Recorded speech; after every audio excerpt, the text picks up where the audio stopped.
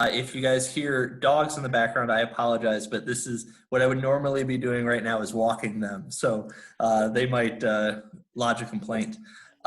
So before I share my screen, I want to show you all something. So in honor of meeting with you all, and I don't usually drink on the job, but I actually found this Little Toad Creek. I didn't know that you could buy that in grocery stores. So you can buy it in grocery stores in Bernalillo, apparently. And so this, I promise this is my first. Might not be my last tonight, but it's my first. So I can still keep a presentation going. So let me share my screen. And what I'm going to provide you guys with is an update. And it's going to be a little comprehensive and feel like a lot, but hopefully gives you an appreciation for the ton of work that the staff does on behalf of birds in New Mexico and Arizona. And so we'll talk a little bit about that. I think when we have other staff come and talk with you guys, you'll get much more sort of drilled down, a little more specific on some of these topics. But I want to kind of provide an overview, and I would love to hear some feedback. And at the end, I'm going to finish with a couple highlights from the current legislative session. As you might already be seeing emails from us asking you to write your your representative and push for the bills that we're advocating for. And so we'll talk a little bit about that at the end. But first, just to orient you to the whole Audubon family, and you guys are a dot on here, down here in Southwest New Mexico, obviously, but this is our whole network of Audubon chapters, state offices, centers. So as I referenced, as you saw at the top, the title of what was formerly Audubon New Mexico is now Audubon Southwest. So this map hasn't actually been updated yet, but this little blue dot in Arizona is actually going to disappear because now the state office for both states is our Randall Davey Audubon Center in Santa Fe. We did this, we started thinking about this last year, a few months, maybe 14 months ago at this point. Prior to COVID, because we actually had the executive director from Arizona left for another position elsewhere, and so we had that vacancy, and we're always looking at trying to optimize and make efficient, our operations. And so to reduce overhead, they figured they could tack on another state to my workload, and it's been wonderful so far. We've got an incredible team of staff over there. So I'm now the director for both these two states. And we've filled a position that's running our center in Phoenix that used to be the executive director over there's job. We've actually got a person dedicated to our Rio Salado Center in Phoenix now. So what that means is in Audubon Southwest, we're up to 22 staff members, 2 centers, one in Santa Fe and one in Phoenix, both near towns. And then that little green dot that you can see in the southeastern part of Arizona is a research ranch that we manage as well, called the Appleton Whittle Research Ranch, and it's in the Sky Island grasslands, beautiful part of Arizona. If anybody ever wants to go birding down there, it's not too far from you guys. Talk to us, and we'll figure out a way to get you out there. So I try to show this pretty regularly as well. This is what Audubon does. Now, we don't do a ton of coastal work out here in the Southwest. But we try to touch down in each one of these other categories. And these are all the way we sort of organize the Audubon deliverables and priorities and things that we're trying to actually do on behalf of birds and wildlife and wild places. So this is going to be the structure of my talk, and I'll talk through some of these, obviously leaving coast for other folks. So I know a lot of you probably aren't that familiar with our staff. You might see, the stories on the website written by different people, see people featured in newsletter or other print media. But we've got a great team, and we've got some real talent in some key areas that help us move conservation forward. And so I would start with our technical expertise. And I appreciate Megan's kind words about the importance of grounding us in bird science and avian ecology, and I really believe in that. And so, the backbone of our team is a team of 7 biologists, a couple hydrologists. We even have a geographer, and now the research ranch where we work with researchers, academics, folks from all over. And so steeped in the profession of wildlife ecology and biology. we do a lot of outreach and education. That's in person, that's giving talks, doing webinars. When we can be together in person, we at our Randall Davey Audubon Center, we have a pretty active public school partnership with the schools up there in Santa Fe, and also a summer camp where we put some 250, 300 kids through every year. And we're going to do some more of that at the Rio Salado Center in Phoenix as well. And then we're active on policy and advocacy, and that's where we're going to end tonight when I get to some of those legislative priorities. We now have a registered lobbyist that's on staff that works for us full-time, both in Santa Fe and in Phoenix, influencing state policy. Here, some of you guys might have seen, she actually was just featured in National Geographic, and I'll talk about some of her work later. But Judy Kalman is our new policy director here in New Mexico. She's not that new. She came to us from the New Mexico Wilderness Alliance, and she's brought incredible talent and ability to really make change in Santa Fe and at the Roundhouse. And we'll talk about what that's going to look like this year.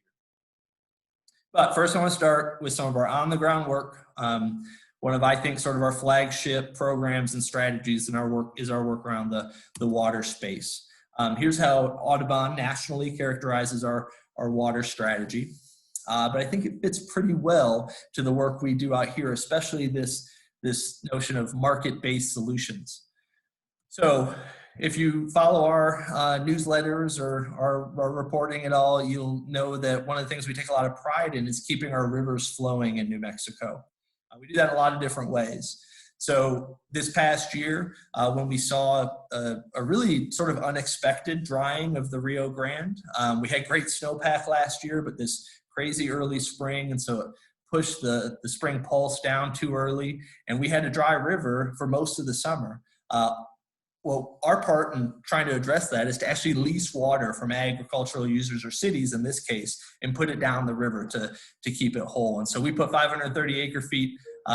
That's a few million gallons of water. Paul, our hydrologist, always gets mad at me when I talk about gallons, but that's a lot of water, but not nearly enough for what the Rio Grande really needs. So we're doing our part to help, but we need more, and we need better water management.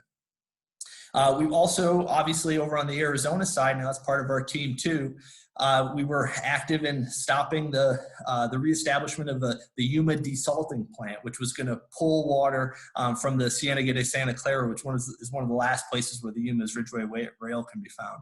And then I say helped here because we helped local folks like you all, the Gila, all the partnerships around the Gila to stop the Gila diversion. And I know that we're not claiming victory, it's not mission accomplished, it still could come back, there's always the threat of it. But the decision this year for IS to not fund the continued EIS and the NEPA process was hopefully a dagger in the heart, yes, for a while. And we'll stay vigilant, as I know you guys will as well.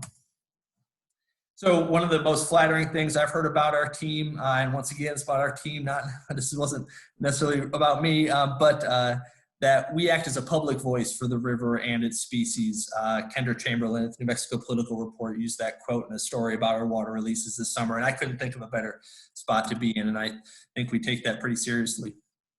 We're trying to advance science to improve our water management as well. And so we have a lot of different projects going on in different parts of the two states. In particular in Arizona, they've really advanced the knowledge and thinking around the Yuma's Ridgeway Rail. And we've come up with these incredible habitat prioritization maps where we can actually look at the rails and see where they're moving based on where water is and how green the wetlands are. And so trying to help to conserve that species, and then doing monitoring on our riparian birds like yellow-billed cuckoo and southwestern willow flycatcher in those habitats. We're actually one of the few, we actually filled in some gaps of southwestern willow flycatcher monitoring along the middle Rio that the Department of Interior wasn't able to do this year. And so playing a pretty integral role there.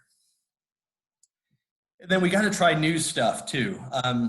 You know, I've been in this field long enough to get frustrated by the way conservation's always been done. And I think the continued population declines that we're seeing is a testament to, you know, sometimes the things we've always done haven't necessarily been working. And so we want to try to advance science. We want to try to innovate new things. And so we're actually using drones to map the habitat along the middle Rio Grande below Albuquerque to try to quantify and write restoration plans at outfalls for southwestern willow flycatcher, yellow-billed cuckoo, and then floodplain wetlands for migratory birds and sandhill crane. While we're doing this, along our rivers in particular, we have to have community support. It's nice down here that everybody, I think I'm from the Midwest, and I think back east and up north, I think a lot of cities sort of have their back to the river, and the river's sort of industrial waterway. I don't think that's necessarily the case in New Mexico. I think we love our rivers because we know water is life, and so it's really easy for us to call chapter members, community members, and have them come join us. And so we did right before COVID, we got our last planting in at, this might be at Rio Grande Nature Center State Park, right in town in Albuquerque. But we also do these at Valle de Oro. We don't necessarily get our staff all the way down to you guys because most of them are based in Albuquerque and Santa Fe, but we love opportunities if we want to talk about figuring out a way to do some of these things together. But getting folks out to get their hands dirty and plant some trees, shrubs, whatever it is a great way to get people involved and get their attention and have fun doing it. And something that's really exciting that we have brought into our program from the Arizona team is the Western Rivers Brewers Council, which is a partnership of microbreweries in the Phoenix area, but actually it's now extended up into Utah and Colorado, and New Mexico's next. We're already talking to a few breweries. Maybe Toad Creek needs to be one of them. But the idea behind this is that these microbreweries who, their clientele is a young, diverse, often affluent urban crowd, and they want to see, they want to vote with their wallet at times. The outcomes of the products they buy. So the brewers recognize that, so they've partnered with us to actually advocate for water conservation at the state legislature in Arizona. And so it's powerful for us to walk in there with business partners as opposed to just being conservationists. And so we're going to try to bring some of that strategy to New Mexico as well. I know I'm going fast through stuff, but I got a lot, so hang on. Our bird-friendly communities, I think Silver City's like the shining example of this, being the B3 city and the work you guys have done in the mural projects, and you kind of are all about this as far as the way Audubon thinks is bird-friendly communities. But we're doing our part to try to help other communities catch up too. And so one of the things we did during COVID, because we couldn't do the habitat restoration days, we couldn't get people out. I would encourage you guys to consider this as a chapter, and our staff can work with you to come up with ways and the logistics of doing this. What we did is we started a Grow at Home program. So instead of going out and planting, we actually gave people planting kits and plant materials and seeds and asked them to go home, grow these at home, and then bring them back to the refuge, and the refuge staff planted them. And we did this as a pilot this year, and it was really popular, and we gave a few hundred plants to the refuge to plant, so it was pretty neat. This is something that we're definitely going to do more of in New Mexico, is along with the Brewers Council, we established, or we installed the first ever bird-friendly beer garden in Phoenix at the Arizona Wilderness Brewery. And so it's right next to where their patio is, where everybody's out having a good time, and they see our signage, they see native plants, and they say, hey, what's that? And there's a conversation started, or they can go to our website that's posted there and learn more. And so that's something we're going to try to do in Albuquerque as well. And then our staff, I am just incredibly impressed by them every day. When the going got rough and everything shut down, they were so quick to pivot to remote education, knowing, especially in certain parts of northern New Mexico, that the kids up there, there's a big broadband divide. There's a whole population of folks internet at home, which actually looks like mine might be blinking out a little bit. Hopefully it's not too bad. Okay. They don't have reliable internet at home, and so they need activity booklets. They need physical things to read and learn with. And so we put together kits, about 3,000 of them, in the spring that went out to kids in the areas surrounding Santa Fe and up in Farmington as well. They're bilingual. We're targeting them at low-income schools and families. Title I schools are our main targets. We also engage 40 teachers throughout the summer to try to help them come up with curriculum and content to deliver remotely over this past fall, which if any of you know teachers or are teachers, you know I mean, I don't know. There's not many people out there that have had a harder job than they have during these last few months. So anything we could do to help them and give them content was welcome. We did some videos for them. And so this is Sally Maxwell, one of our educators, dressed as, I guess a scrub jay. She did a whole series on YouTube on the habitat in your backyard. And so we're actually giving videos to kids, to our parents, to show their kids. And weekly, she also did a curious critter story, story time, where she'd read a book and they'd have a different theme or a different type of critter. And so they had a lot of fun doing this, but it was also, it's nice to be able to help folks too when people are struggling. So, climate, obviously, kind of a big deal, and we need to get our hands around this. I think this is somewhat of a newer area for, not that, anybody in the conservation wildlife field isn't thinking about climate change constantly, but this is an area where Audubon's growing into. We released in 2019 our Survival by Degrees report, which documented over 350 species of bird that are at a high risk of extinction by the end of the century under a 3-degree warming scenario. So that's a bit of a mouthful, sorry.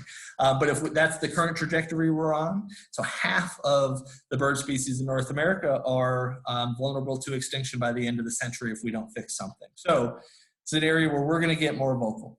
We're going to be talking about this more, and so we've already started to incorporate it into our blog posts and newsletters. I know we're late to the game. Everybody else has been talking about climate for a long time, but better late than never, and we're going to put some real effort in. I did something fun this fall, and I think you can actually find it on our site. I got to interview Laura Paskus, who's a great journalist and writer here in New Mexico on environmental issues. She has a book called At the Precipice. And I put that in here, not necessarily to plug that interview, but go check out At the Precipice if you want to know what's happening with climate change in New Mexico specifically and how it's going to impact our landscape. And then, we think it's pretty important to play an active role in shaping our energy future. New Mexico is, in a lot of ways, leading the way. The Energy Transition Act, getting us to 100% non-carbon by, 2045, 2050, that's a monumental task. And it's a task that isn't done yet. Now, there's some work that needs to be done at the legislature currently to keep it going. But there's work that can be done right now. And so one of the things we've been doing, and what I mentioned Judy Kalman earlier, our policy director, she's actually featured in National Geographic, the most recent issue, that's all about the Permian Basin, because Judy's out there challenging, it was the Trump administration, luckily the leasing has stopped, but the Trump administration's leasing of oil and gas leases in areas of critical environmental concern. The Permian Basin is a big area, and there's a lot of development down there. I'll come back to this, but actually Megan's there now at our at our request, and can attest to that. But there's certain areas that we feel are critical, critical to either migratory birds or intact grasslands or desert birds or other wildlife, pronghorn antelope. And there's just some places where they shouldn't be developed for oil and gas. They shouldn't be leased out to oil and gas companies. We're not asking them to keep it all on the ground, although some of us might like that. But to at least be responsible, it's the least we could ask. 97% of the Carlsbad field office is currently up for oil and gas leasing. The Bureau of Land Management is supposed to be a multiple use agency, like most natural resource agencies are. That's not multiple use if you ask me. Habitat, they need to be thinking about range health in these places as well. And so we're going to do what we can to make them think about it. And Judy's actually involved intervening legally to try to stop some of these lease sales. But we also, at the same time that we address traditional oil and gas leasing, we need to help the build out of renewables in this state. And I know wind is a challenging thing for us bird lovers. We need it, okay? We need renewable energy, we need the transition. It does impact some habitats in particular. And the biggest concerns for me around wind here in New Mexico are the indirect impacts to the habitat for the lesser prairie chicken in the eastern part of the state, and the potential for collision with primarily golden eagle and along some of those migratory pathways that we know we have so many of here in New Mexico. But there's also a lot of places where wind can fit and where wind can go. And so what we try to do is work with the companies directly to help them site it. One of the best examples of this right now, it's not a wind farm, but it's a transmission line, is the Sunzia line. Probably something you guys have heard about, it's in the news. We are a company to help them find the route that's gonna have the least impact. And if we establish that route and find the least impact route, maybe it's underground, maybe it's above ground, we don't know yet.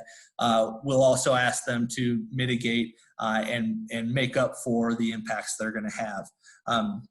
But we want to make sure we can work with these companies in this industry to find solutions. And then, as I mentioned, we're monitoring chestnut collared, macaws, actually all birds in the Permian Basin. And that's, Megan is actually, as part of her day job, as a contractor for us. And so she's down there with one of our other biologists, Amy Erickson, and they've been chasing longspurs for the last couple of weeks and really haven't had much luck. And it's really, we're trying to understand the impacts of some habitat treatments that have been done down there, but also the impacts of oil and gas in that region. And so, to be honest with you, the news isn't that good. We need to do some analysis first. Can't draw conclusions, right, Megan? But eventually we'll have some reporting out about that. Right. It's not looking good, though. Okay. I did want to show this. This is not a fun one. A lot of you probably saw this take place, or at least heard about it. I don't know about in you guys' actual, I know Las Cruces, there was quite a bit of reports, and actually some of the first reports. Did you guys get much reports of mortalities in Silver City? No? Okay, good. But I imagine most of you saw news of this. Pretty sad stuff. And so early in September, it was actually the week after Labor Day weekend, we started getting reports of birds either lethargic or actually dying, and especially around areas associated with waterways and rivers and wooded areas. By and large, they were the one that this picture is of. This is in northern New Mexico, and the ones I saw the most of were violet green swallows. But across the board, almost all of them were migratory insectivores. So we had a whole migration of birds coming down that hit a incredible weather event. They were likely already emaciated because of a drought. They were avoiding smoke, all these things, and they hit this extreme weather event in early September and fell from the sky, and we lost tens to hundreds of thousands of birds we don't know yet. The reason I bring this up, and I've been bringing it up, is it's sad news, but it's news we have to confront. To me, it's really, some of the most sort of tangible, casualties of climate change already. So, these birds are flying off their route to avoid massive wildfire plumes, the biggest we've ever seen in the western U.S. They are underfed because they're in their breeding grounds. There was drought and insect decline that's been going on for years, and they hit this unseasonable extreme weather event. All those things are going to be increased and perpetuated by climate change. So this is something, hopefully this is an isolated incident, but if we don't do something, this can become more and more common. So talk a little bit about our working land strategy. So you guys know so much in New Mexico, the land is, produces food, fiber, and fuel for the country. And it's going to continue to do that, but we want to make sure it's done in sustainable ways. And so one of our programs that is most fun to talk about, and sometimes I should probably give you guys a whole presentation on this one, but is our bird-friendly beef program. And so this is one that's not without controversy, and I know, and you guys can ask questions and I'll call BS on me if you want, but what we do is we go out and we work with ranchers to help them graze and manage their properties in a sustainable way so they're providing habitat. If they do that, we go certify their property, we write a plan for them, we help them improve habitat. We will give them our certification as a bird-friendly product that product can carry all the way to market. It helps incentivize those good behaviors because they're able to charge a premium by having our brand accompany it because the educated consumer wants to buy sustainable products. Those products, the beef does not ever get hormones, antibiotics, any of that stuff. It also stays out of the feedlot. Every bit of ground that these cows feed on is healthy bird habitat. So if you like the idea of that program and you're a meat eater, I know a lot of our folks aren't. My wife's a vegetarian herself. But if you would like, go check out Blue Nest Beef website. And they don't pay me anything. I'm not hawking a product, but it's a good program. Check out Blue Nest Beef. You can actually get a subscription to a beef box. You can come monthly, every other month. You can also buy one box at a time, but it's a neat project and it's a way to once again show your values with your wallet. So we also do a lot of counting birds on working lands like the Permian Basin project I mentioned, but also we're involved in the integrated monitoring for bird conservation regions. It's a whole thing I won't go into, but we support professional bird monitoring across our 2 states to make sure we have the right information. We're going to continue to do this, make sure it's applied to the areas where we're working most heavily. In all the places where we have that bird-friendly certified beef get monitored for their bird populations, and we give them a bird friendliness index to tell them how they're doing and try to monitor it over time. Something new we're starting up is talking about what is quickly becoming since I moved to New Mexico, my favorite bird, right up there with my favorite birds. We have them here where I live in Placitas.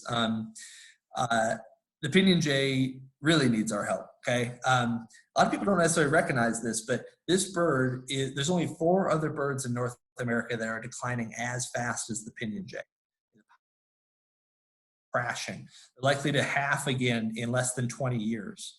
And New Mexico has some of the last best habitat for them. Actually, the Gila Wilderness, if you look at the maps for this bird, it lights up. It's one of the few places where the populations aren't declining, which is a testament to big, intact acreage and healthy, well-managed habitat. But in northern New Mexico, where we saw fires like the Los Conchas fire, where we've seen pine beetle kill, where we've seen extended drought, we lose the pinyon trees, we lose the Pinyon Jay. Pinyon Jay plants pinyon trees. We lose the Pinyon Jay, we lose more pinyon trees, cycle goes on, and that's what's happening. And we're losing this bird because of it. So we're dipping our toe in some different efforts to figure out what the best way to approach this issue is. Of course, we still advocate at the Forest Service in DC, but also locally to try to get them to mind these habitats and their management actions. But we also want to be proactive. And so we're starting a volunteer Pinyon Jay planting program or Pinyon Pine planting program, sorry. We have staff at the Pinyon Jay Working Group, which is a big coalition of agencies and organizations. And we're pushing BLM and Forest Service to take right actions and have plans that take Pinyon Jay habitat into account. Okay, so here's the bit about legislation. And I just picked a few of the things that I thought might be of most interest to you guys. But we have more bills that we're supporting and advocating for. So I want to start this by saying, if you don't get our newsletters, I will show you our website at the end. Go to nm.audubon.org, sign up for our newsletter. So if you go to that page, nm.audubon.org, in the upper right corner, there's a little thing that says sign up. That's it. Click it, put your information in, and that way you'll get our newsletters, which we don't inundate you with, but our newsletter comes out every month, and legislative alerts and action alerts. And what's cool is our system allows us to actually target districts. And so if you're getting an alert from us, it's because you live in a district where your legislature is either on a committee or a key vote on the House floor. And so we're going to be strategic about only bugging the people that we really need their help from and that have those influential districts. So let me tick through a couple of these. I've just got three that I wanted to highlight. This one's my first one. It's probably the most boring to most folks, but it's my favorite because we actually wrote it. So our policy director, Judy, who I mentioned earlier, worked with Representative Gail Chasey and Mimi Stewart to write this bill. And what it does is it creates a centralized database of environmental data that developers, agencies, NGOs can use to see all the data sets out there, whether it's a wind farm, oil and gas development, critical habitat, public lands, all these things in one place. So it can, we can have transparency around development and government. Also, so agent or developers can see the impact they're having on the landscape and take it in. So that's something that's been bipartisan support actually currently, and we think it's going to make it through pretty easily. It's a good government thing. It's a smart government thing. It doesn't have to be controversial. Not everything has to be controversial, right? So this one, while it is as boring as an Environmental Database Act is, I think all of you can get excited. At least anybody that is around conservation gets excited about the fact that we're trying to ban neonicotinoids in New Mexico. It's been a long time coming. We should have. If you guys don't know what a neonicotinoid is, it's a class of a chemical that's used in pesticides. It on insect populations. A lot of folks will attribute the prevalent use of neonicotinoids, which are the most common pesticides in the world. One of them in particular is the use of these chemicals out in the landscape is likely a major driver of the insect decline.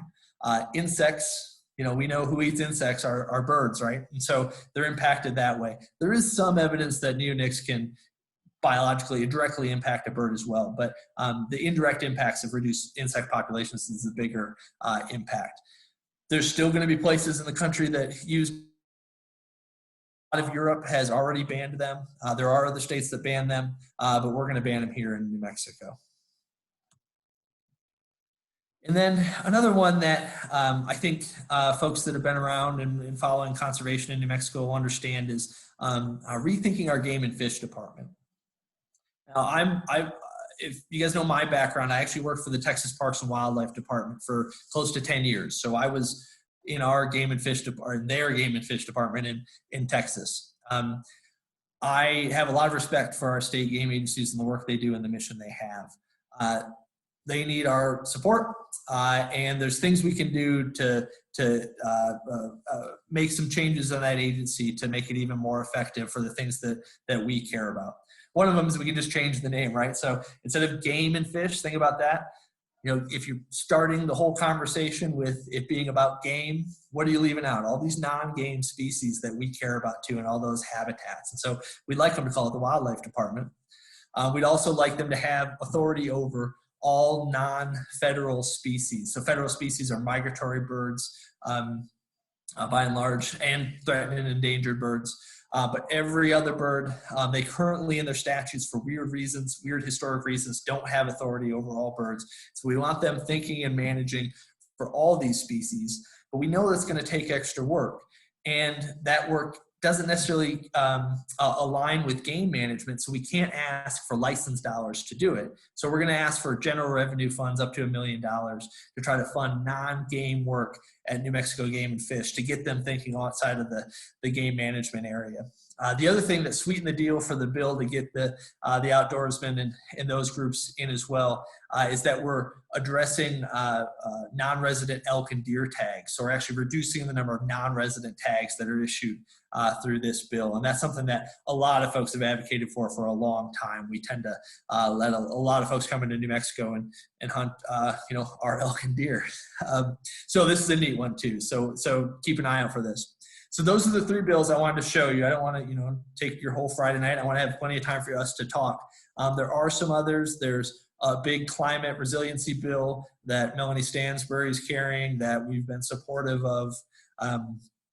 And there's a neat prescribed fire bill that would remove some of the statutory barriers for private landowners doing prescribed fire, and for the state and other landowners to do more prescribed fire to help manage forests. And so we're supportive of that.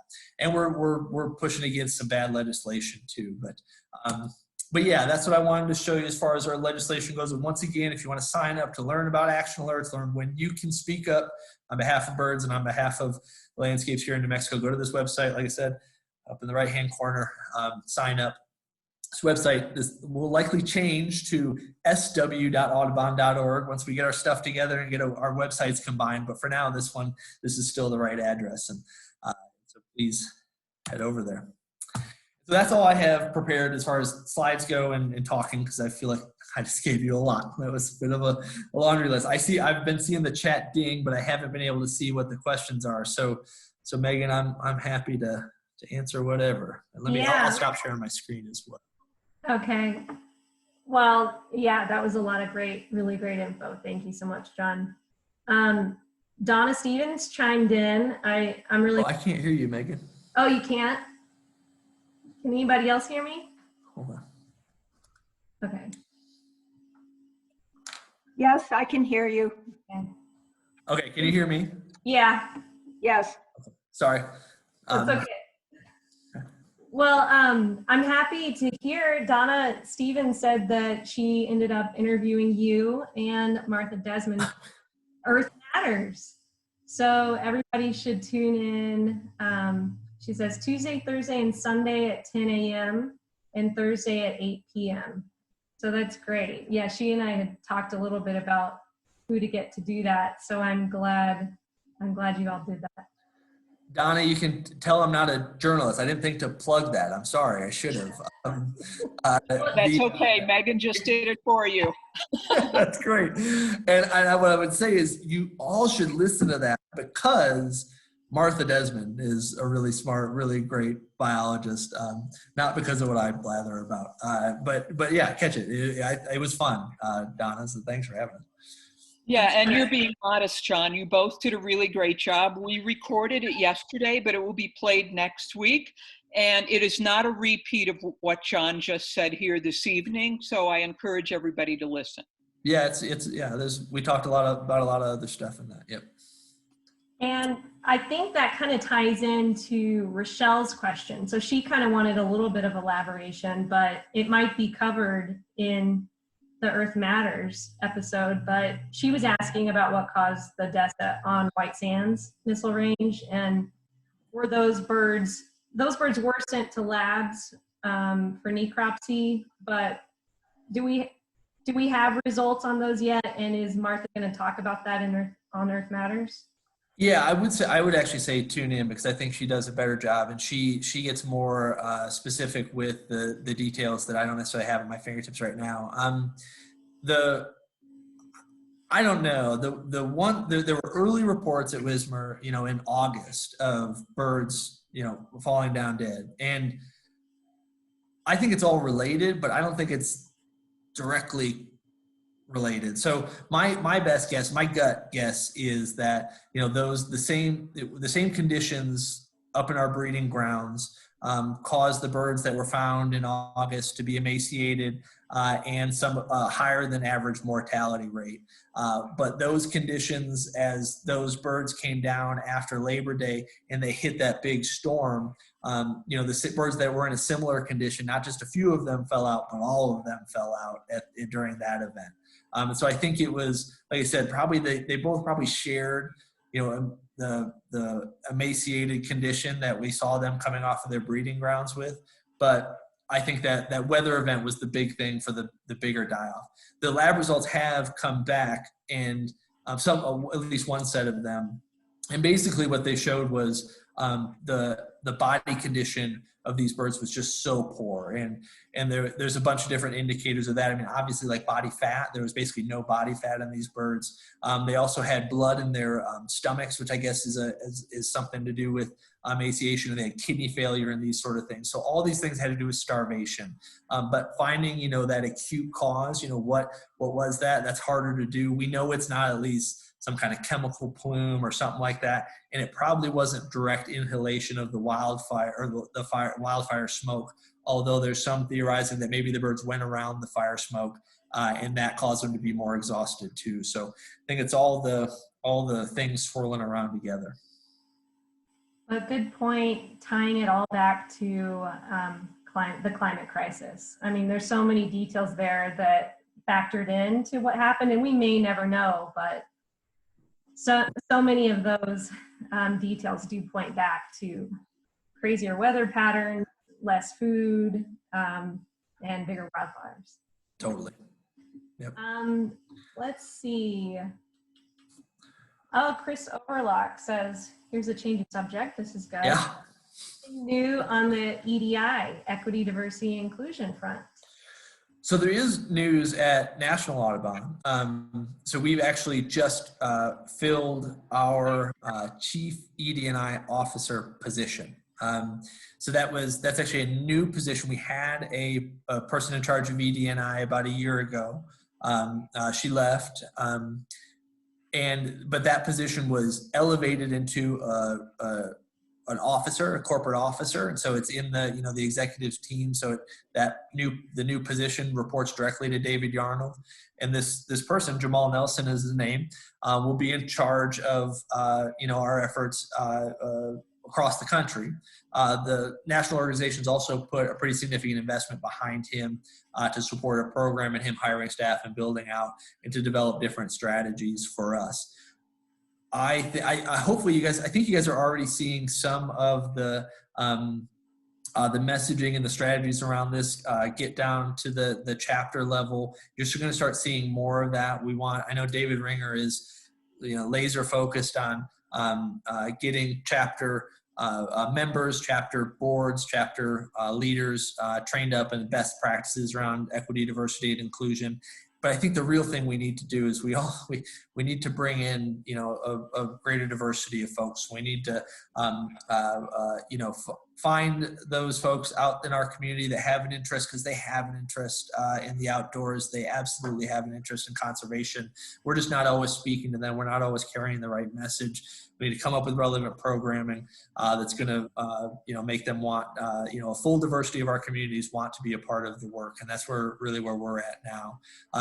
What you'll see from us locally is more of a focus on environmental justice issues. We want to make sure we're recognizing that the impacts of climate change aren't going to be felt equally across all populations. Just like we saw with COVID, a significant impact in the Navajo Nation, we're going to see differential impacts in people too in climate change. And it's usually, like everything else, follows the same lines that economic inequality do too. So we're going to do what we can, but there's a lot of work to do, and we need chapter help in doing it as well. And so any ideas, please help percolate up, and we'll do what we can to get information to you guys as well to help support if you guys want to get active in that area as well.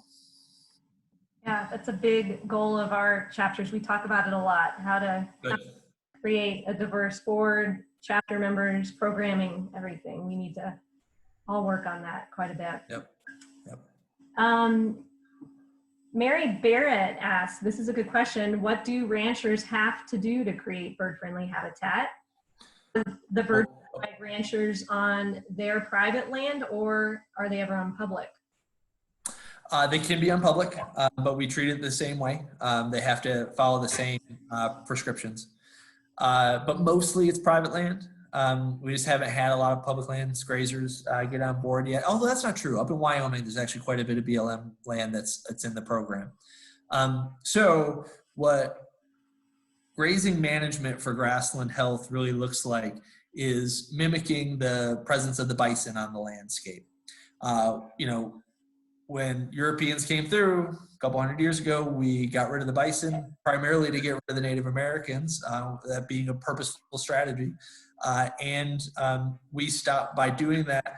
We also stopped the indigenous practice of lighting large fires. You can look at tree ring data and find that actually a larger percentage of fires in the West were caused by Native American lit fires than wildfire.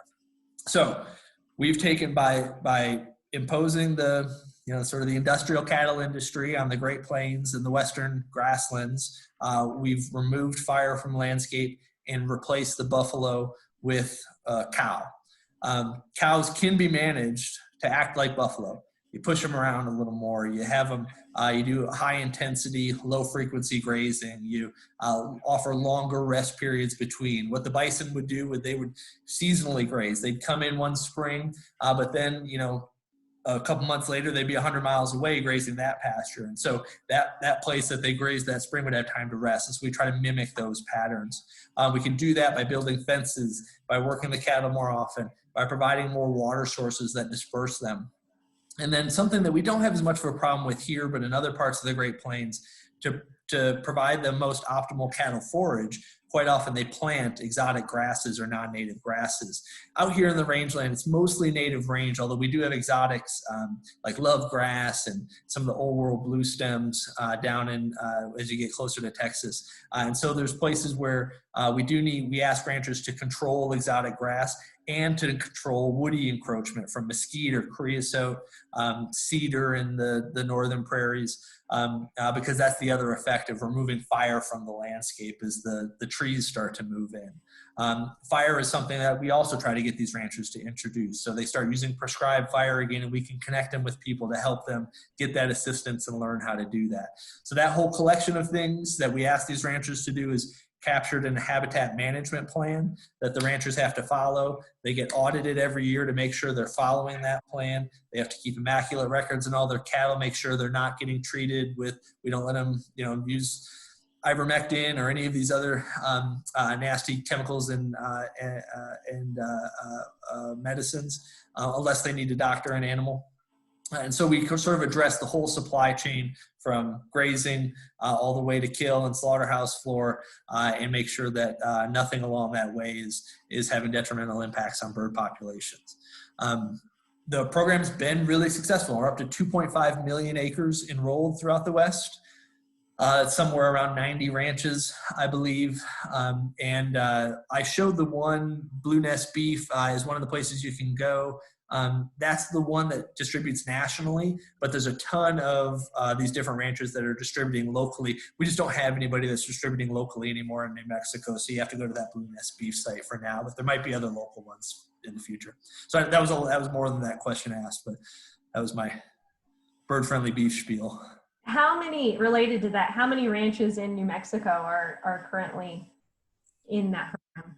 There's 5 right now that are certified. Their land is certified and they're enrolled, but unfortunately none of them are selling all the way to market yet with the label. It's connecting them to a supply chain that they can get out of sort of the feedlot system. It's tough. There's one supply chain for beef in this country, and it goes through the feedlot, right? And we're having to connect these folks to finishers and handlers and buyers down the supply chain. So we've got 5 ranches in New Mexico signed up, but you can't buy their beef anywhere yet, but you will be eventually. Nice. Okay, another legislative session. Oh yeah, okay. Rochelle asks about the House Bill 200, Water Trust Board and New Mexico Unit Fund. Does Southwest Audubon see that as a legislative priority? And will we see more information about that bill in Southwest Audubon updates that would help us support the bill, educate others? You're the end comment there, or maybe it's too new to say. That's my response. I just saw that just in the last day or two, and I don't think we knew about that. Actually, to be honest, complete honesty, it caught us off guard a little bit. But I think we will. I don't think we've had a chance to really dive into it. I would assume we would. We've been looking for water legislation to jump on this session, and there really just hasn't been a ton. This is a weird session. It started out really slow. A lot of people were kind of tabling things for next year, and so there's a big water management omnibus package that we had talked about with one rep to run with it. And so there's some of these other bills coming out there. But too long of an answer to a short question, which is I honestly I haven't dove in yet. I would assume we will likely support it, and you'll be hearing from us about it. Do you guys support it? I don't know. I You don't know yet. heard of it either. This is Rochelle. can I jump in for a minute about that bill? I know a little bit about it. Yes. So that bill, it's been introduced into a committee, but it hasn't come up for a vote at all yet. It's in the Senate Conservation Committee, and the bill would be to take control away from the New Mexico CAP entity, and that's the group that for years has been trying to build a diversion on the Gila River. And even though the Interstate Stream Commission in June of 2020 said we are defunding the environmental impact statement, still the CAP entity still their priority to build a diversion, but recognizing that they can't do that right now, what they want to do now is to morph into this kind of water authority board so that they can decide what to do with about $80 million in Arizona Water Settlements Act funding that can be used for other projects, non-diversion projects, municipal conservation and restoration and effluent reuse and all kinds of water projects. And there's millions and millions of dollars of water projects that have been put forth by different communities in the 4 counties of Southwest New Mexico. And so the CAP entity is trying to be in charge of that. And for those of you who've been to CAP entity meetings and seen these guys, almost exclusively guys, in action, you know that they are kind of incompetent, and they're certainly out of their league because they don't know. They don't have the financial or the technical expertise, and that's not necessarily a burn on them because who does? Hardly anybody. And they really don't know what they're doing, but yet they want to hang on to that power. So that's why that bill was introduced and hasn't gone anywhere yet, but we'll see. Thank you so much, Donna, for those details. Convinced me. Yeah, I'm game. The unfortunate thing I heard in that was that it's in Senate Conservation, because from what I've been hearing, that committee is just bogged down, and they took like a full day when they had 6 bills on the docket to talk about that trapping bill this week. So something needs to bust through with them, or else they're not going to get to all these good bills. We go back to on Monday talking to Judy about supporting SB 200. There you go. Actually, I misspoke. It's a House bill. It's not a Senate bill. So Okay, it's House bill, good, not Senate. Good. Okay. That's good. That's good for right now. Yep. Awesome. Thank you for the information. Yeah, that was awesome, Donna. Thank you. Yeah. Let's see. Well, going back to the ranching topic. Are any of those ranches in southern New Mexico? Emily wants to know. So I don't want to count my chickens before they hatch, or count my calves before they're calved. The Jornada is hopefully going to. So we've been talking with them.